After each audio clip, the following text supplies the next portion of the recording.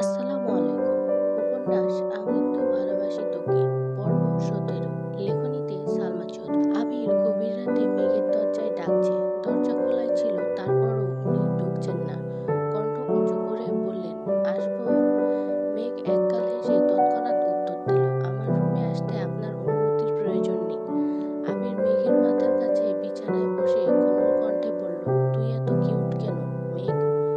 আবির ভাইয়ের আজগুবি কথা শুনে বিস্ময়কর চোখে তাকালো। বারান্দায় জ্বালানো লাল রঙের লাইটের আলোতে আবিরের মুখমণ্ডল টকটকে লাল বর্ণের হয়ে আছে। আবির কেমন করে চেয়ে আছে মেঘের দিকে। আবির ঠোঁট কামড়ে বলল, তোর এই ডাগর ডাগর চোখের চাহনি আমায় বারবার আহত করে। অভিমানী সেই কণ্ঠস্বরে আমাকে বারংবার তোর প্রেমে পড়তে বাধ্য করে। তোর অকৃত্রিম হাসি আমার সারাদিনের ক্লান্তি নির্বাণ করে। মেঘ হা করে তাকিয়ে আছে আবিরের দিকে। মুখ ফসকে বলে উঠল, আপনি আমায় ভালোবাসেন আবির ভাই? আবির সঙ্গে সঙ্গে বসা থেকে উঠে দাঁড়ালো। কিছু না বলেই চলে যাচ্ছে। মেঘ পিছন থেকে ডাকছে, আবির ভাই। আবির ফিরেও তাকাচ্ছে না। পুনরায় আবির ভাই চিৎকার দিয়ে উঠে বসলো বিছানায়। পাশে তাকিয়ে দেখে কোথাও আবির ভাই নেই। বারান্দার লাইটের আলোতে স্পষ্ট দেখা গেল রুমের দরজা বন্ধ। মেঘ বিস্ময় সমেত তাকিয়ে রইল দরজার পানে। ফ্যানের বাতাসে চুলগুলো উড়ে চোখে মুখে ঝাপটে পড়ছে। কয়েক মুহূর্ত লাগলো মেঘের বুঝতে যে এটা স্বপ্ন ছিল। মেঘ দীর্ঘশ্বাস ফেলল। দূর দূরান্ত থেকে আজানের শব্দ ভেসে আসছে। মেঘ মোবাইলটা হাতে নিয়ে টাইম দেখল। ফজরের ওয়াক্ত হয়ে গেছে। মেঘ ফোন থেকে আবির ভাইয়ের নামে সেভ করা ফাইলটা বের করে আবির ভাইয়ের ছবিগুলো দেখতে লাগলো। কিন্তু মেঘের মস্তিষ্ক জুড়ে মাত্র দেখা আলোটাই ঘুরছে। মেঘ বিড়বিড় করে বলছে, স্বপ্নেও ভালোবাসি বললেন না, হিটলার তো হিটলারই। নামাজ পড়তে বসেছে মেঘ। ভোরবেলা থেকে গুড়ি গুড়ি বৃষ্টি হচ্ছে। ঠান্ডা ঠান্ডা আবহাওয়া। পড়ার থেকেও মাথায় দুষ্টুমি ঘুরছে বেশি। তারপর ও জোর করে ১-২ ঘন্টা পরে খাবার টেবিলে আসলো প্রতিদিনের মতো। আবির একেবারে পরিপাটি হয়ে নামছে সিঁড়ি দিয়ে। তা দেখতে মেঘ ঘাড় ঘুরিয়ে তাকিয়ে মুচকি হাসলো। মনে পড়ে গেল ভোর রাতের স্বপ্নের কথা। ফিটফাট আবির ভাইকে দেখে নিল আপাদমস্তক। একটা কালো শার্ট, হাত তার কনুই পর্যন্ত ওঠানো। হাতে একটা ব্লেজার, প্যান্টটাও একই রঙের। চোখে কালো সানগ্লাস। ঘড়ি পড়তে পড়তে নিচে নামছেন। দ্রুত পায়ে এগিয়ে আসলেন ডাইনিং এর দিকে। মেঘ তখনও অভিভূতের ন্যায় চেয়ে আছে আবির ভাইয়ের পানে।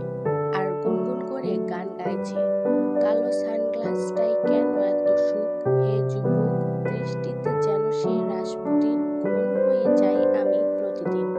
নামধাম জানি সাথে তার সবকিছু, তবুও নিলাম আমি তার পিছু। আবির কাছাকাছি এসে সানগ্লাস খুলে কপাল গোটালো, কিন্তু মেঘের হুঁশ নেই। আবির গলা খাকারি দিয়ে বলল, কি হয়েছে তোর? মেঘ একটু নড়েচড়ে উঠল। গান থামিয়ে কণ্ঠ খাদে নামিয়ে জবাব দিল, ব্লেজার পরলে আপনাকে কেমন লাগবে সেটাই ভাবছি। আবির পুনরায় সানগ্লাস চোখে দিয়ে কনুই পর্যন্ত তোলা হাত নামিয়ে সঙ্গে সঙ্গে ব্লেজার পরে নিল।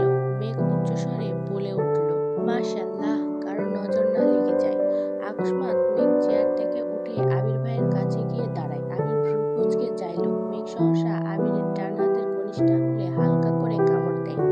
আবির নির্বাক চোখে তাকিয়ে অষ্টাদশীর কাণ্ড দেখছে। ১ সেকেন্ডের মধ্যে মেঘ দূরে সরে গিয়ে চেয়ারে বসে পড়ে। নিজের কর্মকাণ্ডের প্রতি এখন নিজেরই রাগ হচ্ছে। আবির ভাই কিভাবে রিয়েক্ট করবে আল্লাহ জানেন। মনে মনে ভীত হচ্ছে অষ্টাদশী। আবির স্বাভাবিকভাবে হেঁটে মেঘের বিপরীতে বসতে বসতে গম্ভীর কণ্ঠে প্রশ্ন করল, সুন্দর লাগলে বুঝি ছেলেদের আঙুলে কামড় দিস তুই? মেঘ চমকে উঠে তাকায় আবির ভাইয়ের দিকে। সঙ্গে সঙ্গে মাথা নাড়ে ডানে বামে। অভিমানী স্বরে বলে ওঠে, মিম ছাড়া কারো আঙুলে কামড় দেই না। আবির কিছু বলার আগে হালিমা খান খাবার নিয়ে হাজির হলেন। একগাল হেসে বললেন, কি ব্যাপার, 2 ভাই বোন আজ গল্প করছে নাকি? আবিরকে দেখে পুনরায় বললেন, মাশাআল্লাহ, তোকে খুব ভালো লাগছে। ততক্ষণে আস্তে আস্তে সবাই খাবার টেবিলে আসতে শুরু করেছে। ইকবাল খান এসে আবিরকে দেখেই বলে উঠলেন, মাশাআল্লাহ আবির, তোকে তো অনেক সুন্দর লাগছে। এদিকে তোকে সিইও মনে হচ্ছে। তার লুকেই আজকের মিটিং জমে যাবে। আলী আহমেদ খান ও ছোট করে বললেন, মাশাআল্লাহ। মোজাম্মেল খান চেয়ারে বসতে বসতে বললেন, ভাইজান। আবিরকে বলা দরকার না কথাটা? আলী আহমেদ খান ১ সেকেন্ড থেমে বলে উঠলেন, ও হ্যাঁ, আমার তো মনেই ছিল না। আবির নিরেট কণ্ঠে প্রশ্ন করল, কি হয়েছে? আলী আহমেদ খান বললেন, তোকে একটু রাজশাহী যেতে হবে। ৪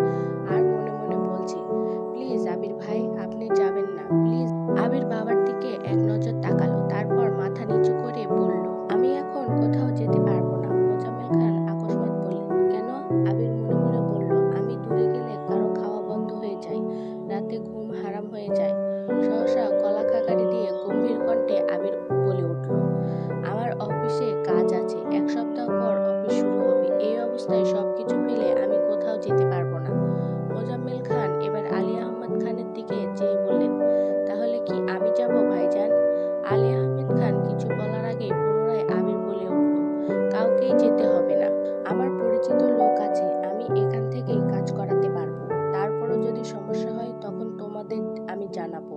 তবে আগামী 2-3 মাস আমি কোথাও যাব না, এটা বলে রাখলাম। চট্টগ্রামের কাজ মোটামুটি শেষ করে আসছি, সিলেটের কাজও কাকামুনি শেষ করে আসছেন। রাজশাহীরটা আমি দেখছি, তোমাদের যেতে হবে না। মেঘ নিঃশব্দে হাসছে। সবাই চুপচাপ খাবার খাচ্ছে। আবির খাবার শেষ করে উঠে যাবে, তখন ইকবাল খান ডেকে উঠলেন, আবির, বাইরে বৃষ্টি, বাইক নিয়ে বের হইস না। আমি খাবার শেষ করে তোকে নিয়ে যাব, একটু বস। আবিরও বাধ্য ছেলের মতো সোফায় বসে রইল। তারপর ইকবাল খানের সঙ্গে গাড়িতে করে অফিসের উদ্দেশ্যে চলে গেলেন। সারাদিনই বৃষ্টি হয়েছে আজ। মেঘের কোচিং টিউশন কিছুই নেই, রুমে বসে সারা বেলা পড়াশোনা করেছে। বিকেলে বৃষ্টি কমে এক চিলতে রোদ বেরিয়েছে আকাশে। মেঘের আর পড়তে ইচ্ছে করছে না, তাই বই রেখে মোবাইল হাতে নিয়ে পুরো বাড়ি চক্কর দিল, কিন্তু সবাই ঘুমাচ্ছে, তাই আড্ডা দেওয়ার মতো কাউকে পেল না। হঠাৎ মনে হলো অনেকদিন ছাদে যাওয়া হয়নি। সেই যে রাতের বেলা আবির ভাইয়ের গান শুনে ছাদে গিয়েছিল, তাও আবার ছাদের দরজা পর্যন্ত। তারপর থেকে আর ছাদের দিকে পা বাড়ায়নি মেঘ। মেঘ স্কুল কলেজে পড়ার সময় প্রতিদিন বিকেলবেলা ছাদে যেত। ফুল গাছ লাগানো আর তাদের যত্ন নেওয়া ছিল তার নেশা। তবে এইচএসসির আগে টেস্ট পরীক্ষা থেকে মেঘ ছাদে যাওয়া ভুলেই গেছে। টিউশন কোচিং শেষ করে বাসায় ফিরতে ফিরতে সন্ধ্যার পর হয়ে যেত। আর সন্ধ্যার পর ছাদে যাওয়ার মতো এত সাহস অষ্টাদশীর নেই। সেই থেকে গাছের যত্ন ছেড়ে দিয়েছে। গাছেরাও অযত্ন অবহেলায় মরে গেছে। তখন থেকে মেঘ আর ছাদে যায় না। মেঘ গুটি গুটি পায়ে সিঁড়ি দিয়ে উঠল ছাদে।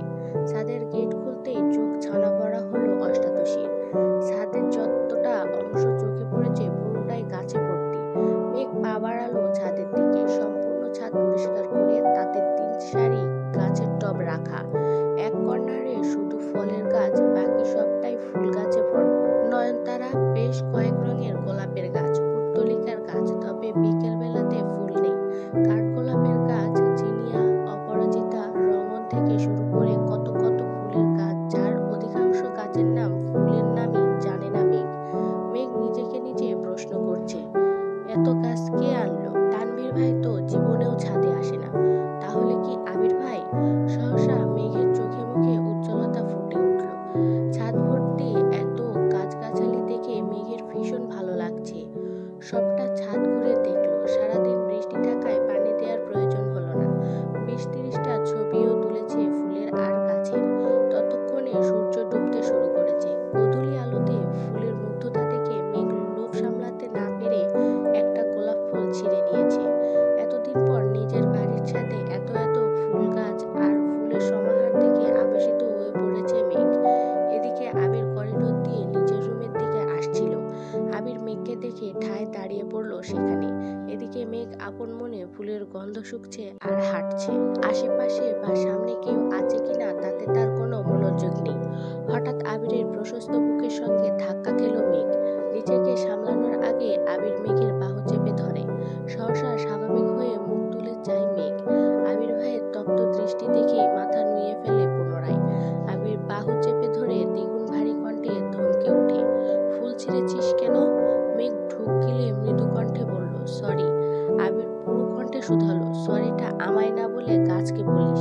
মেঘ নিজের ঠোঁট কামড়ে ধরে আছে। আবির ভাইয়ের ধমকে ভিজে আসে নেত্রদয়। আবির মেঘের বাহু ছেড়ে দেয়। সঙ্গে সঙ্গে মেঘ চলে যেতে নেয়। আবির পুনরায় নিরেট কণ্ঠে ডেকে উঠল, শোন। মেঘ ওইখানেই দাঁড়িয়ে পড়েছে। কাঁদো কাঁদো কণ্ঠে উত্তর দিল, জি। আবির এবার কিছুটা স্বাভাবিক কণ্ঠে বলে উঠল, সময় পেলে গাছগুলোর একটু যত্ন নিস, এগুলো তোরই।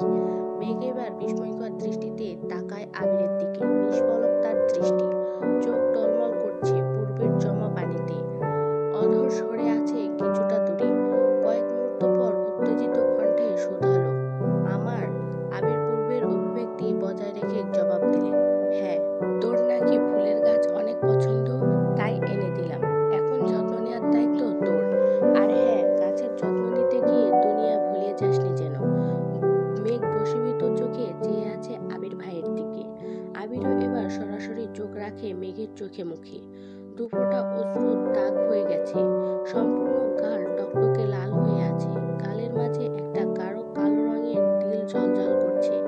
আবিরের দুর্বোধ্য দৃষ্টি দেখে নিজের দৃষ্টি সংযত করল মেঘ। কোমল কণ্ঠে বলল, থ্যাংক ইউ আবির ভাই। আবির কিছু বলার আগেই পুনরায় মেঘ প্রশ্ন করল, আজ এত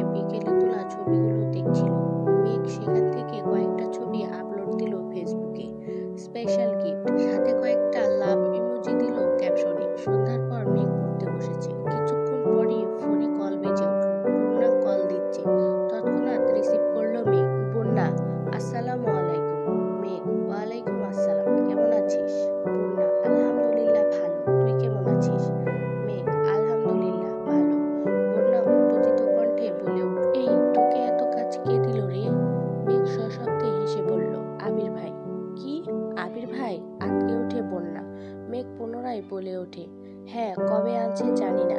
কিছুদিন যাবৎ মিমের রুমে কাজ চলছে, ছাদেও কাজ চলছিল, তাই আমি তেমন বের হইনি রুম থেকে, আর ছাদেও যাইনি অনেকদিন যাবৎ। আজ হঠাৎ ছাদে গিয়ে দেখি ছাদ ভর্তি গাছ, ছাদের পরিবেশ পুরাই চেঞ্জ।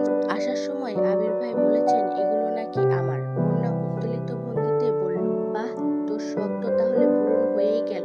তুই তো খুব করে চাইতি তোর ছাদ ভরা গাছ হোক, যেদিকেই তাকাবি শুধু গাছ আর গাছ থাকবে। দেখলে তো আল্লাহ তোর ইচ্ছে পূরণ করেছেন। মেঘ খুশি মনে বলল, তুই সময় করে আসিস বাসায়, ছাদে যাবনি। আর হ্যাঁ, সকালবেলা আসিস। ঠিক আছে, পূর্ণা উত্তর দিল। তারপর দুই বান্ধবী বেশ কিছুক্ষণ পড়াশোনা নিয়ে কথা বলে রেখে দিল। রবিবার থেকে ব্যস্ততায় কাটছে সকলের সময়। বর্ষাকাল থাকায় হুটহাট বৃষ্টি নেমে যায়। আবির বৃষ্টি না থাকলে বাইকে অফিসে যায়, আবার বৃষ্টি থাকলে গাড়িতে যায়। মেঘও কোচিং টিউশন নিয়ে ব্যস্ত হয়ে পড়ল। আবির ভাইয়ের সাথে তার টুকটাক দেখা হয়, হয়তো খাবার টেবিলে, না হয় সিঁড়িতে অথবা করিডোরে। আজ বৃহস্পতিবার। আবির সন্ধ্যার পর সোফায় বসে আছে, হাতে ফোন আর সামনে কফির কাপ নিয়ে। মেঘও তখন বই নিয়ে রুম থেকে বের হয়েছে। কিছুক্ষণ পরেই জান্নাত আপু আসবে। মেঘ করিডোর থেকে সিঁড়ির কাছে আসতে আসতে নিজের দিকে একবার তাকায়। চোখ পড়ে সোফায় বসা আবির ভাইয়ের দিকে। এক হাতে কফির কাপ নিয়ে কফি খাচ্ছে, আর হাতে মোবাইলের দিকে তাকিয়ে আছে। মোবাইলের হোম পেজে সাদা কালো রঙের একটা ছবি। মেঘ গভীর দৃষ্টিতে দেখার চেষ্টা করলো, কিন্তু ক্লিয়ার বোঝা যাচ্ছে না। মেঘ দ্রুত পায়ে সিঁড়ি দিয়ে নামতে নেই, যাতে কাছে গিয়ে ছবিটা দেখতে পারে। কিন্তু মেঘের নুপুরের শব্দে আবির ঘাড় ঘুরিয়ে তাকিয়ে মোবাইল পকেটে রেখে দেয়। মেঘ তীক্ষ্ণ দৃষ্টিতে আবির ভাইয়ের দিকে চেয়ে চেয়ে নিচে নামছে, আর মনে মনে বলছে, কে এই মেয়ে যার ছবি আবির ভাইয়ের ফোনের ওয়ালপেপারে রেখেছেন? আমাকে দেখতেই হবে এই মেয়ে কে। আবির কফি শেষ করে দীর্ঘ পায়ে বেরিয়ে যায় বাসা থেকে। মেঘ কিছুক্ষণ সিঁড়ির নিচে দাঁড়িয়ে পুনরায় পড়ার রুমের দিকে চলে যায়। 10-15 মিনিটের মধ্যেই জান্নাত আপু পড়াতে আসেন। আজ একটু বেশি সময় নিয়ে পড়িয়েছেন আপু। মোটামুটি 8:30-এর কাছাকাছি বেজে গেছে। ড্রয়িং রুমে কেউ নেই। জান্নাত পড়ানো শেষ করে বের হতে যাবে। মেঘও তখন পিছন পিছন পড়ার রুম থেকে বের হয় দরজা লাগানোর জন্য। জান্নাত দরজার কাছাকাছি যেতেই আবির বাহির থেকে দরজা ধাক্কা দিয়ে ভিতরে ঢোকে। মুখোমুখি দেখা হয় আবির আর জান্নাতের। জান্নাত সহসা হাস্যোজ্জ্বল মুখে বলে, আসসালামু আলাইকুম ভাইয়া, কেমন আছেন? আবিরও হাসি মুখে উত্তর দেয়, ওয়ালাইকুম আসসালাম, আলহামদুলিল্লাহ ভালো, তুমি কেমন আছো? মেঘ পড়ার রুমের কিছুটা সামনে স্ট্যাচুর মতো দাঁড়িয়ে আছে, আর বিড়বিড় করে বলছে, আবির ভাই জান্নাত আপুকে চিনি, কিন্তু কিভাবে? তাহলে কি আবির ভাইয়ের ফোনে তারই ছবি ছিল?